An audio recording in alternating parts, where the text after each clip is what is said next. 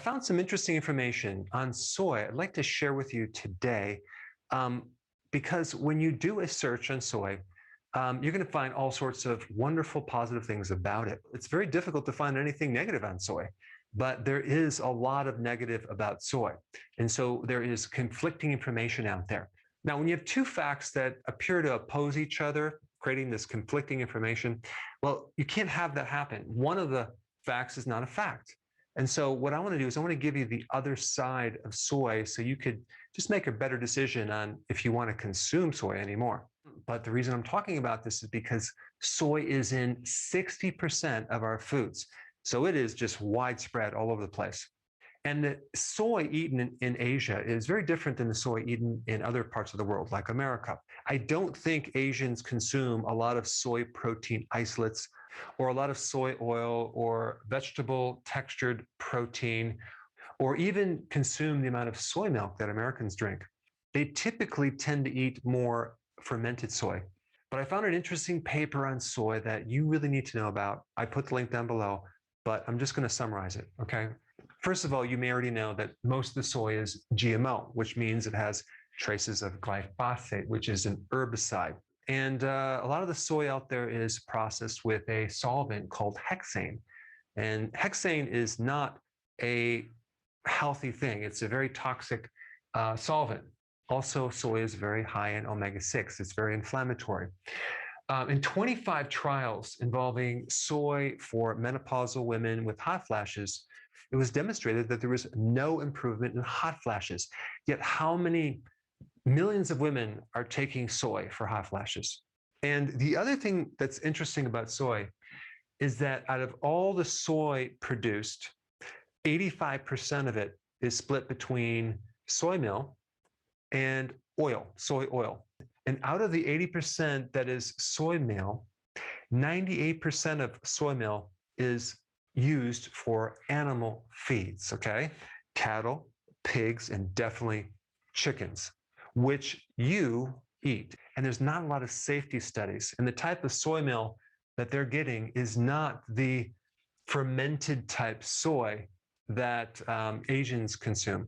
It is usually the byproducts of soy when they're making soy oil. And then we have 2% goes to humans. And out of the 20% of this 85%, okay, the oil version, we have 95% sold to humans and 5% used in industrial type things. So it's in our dressings, it's in all the processed foods. If you go to any fast food restaurant, they're typically going to use soy oil to fry your food in.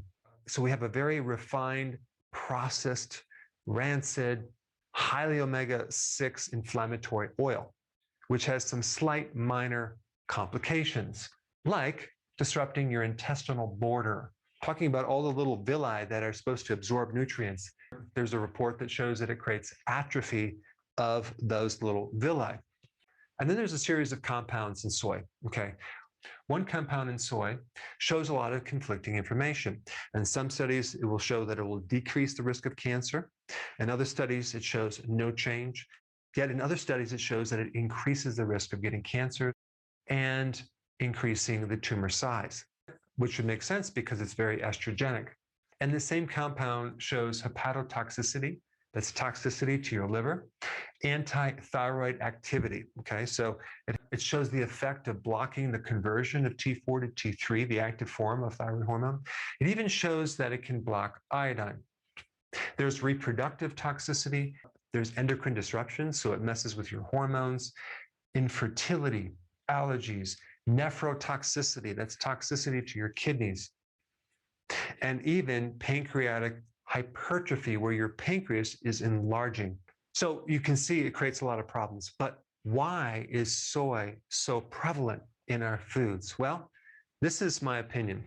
Soy is one of the foods that they subsidize, okay? So the government will actually pay farmers to grow that product. And you also have corn, wheat, and many other products. But soy, as being a subsidized product, is at the top of the list. So the very reason why we started subsidizing crops is to help farmers during times of need. but now it's used as a regular thing for farmers. Did you realize that 85% of subsidized products go to 50 multi-billionaires? It's just 50 CEOs. So us as taxpayers fund the government, which then pays these farmers to grow this food that we really shouldn't be eating. So obviously, if you had a business that you could get the government to pay you for the raw material that then you can sell and make a profit, that would be a very profitable type venture. So I think it's very obvious to you why there's a huge push to get people to consume some of these products that are subsidized, like corn products, soy products, grains, and really turn these products into a healthy thing to consume. So there are some things you can do about this as a consumer, okay? Because if people buy these products less, then the market shifts to other products. So number one, you want to be highly selective of what you order at a restaurant, okay? Don't order the fried foods. Don't order foods with soy. But start asking restaurants, what do you use as your cooking oils, okay? And ask them, do you have other oils that are not corn, canola, soy, cottonseed oil? And start suggesting that they use olive oil, coconut oil, things like that. All right, number two, put more attention on reading labels and just don't buy any products that have soy ingredients. And number three, this is one of those really obvious things that might sound really simple, but start eating at home, because you'd be surprised how many people have digestive problems and bloating, and they're just routinely going out to dinner, and they don't realize that the food that is served in restaurants are very high on these omega-6 fatty acids, and it's really hard to control your food. So just eating at home could be a therapy for your digestive system. And number four, you want to balance out these fatty acids. Start eating more omega-3 fats versus the omega-6.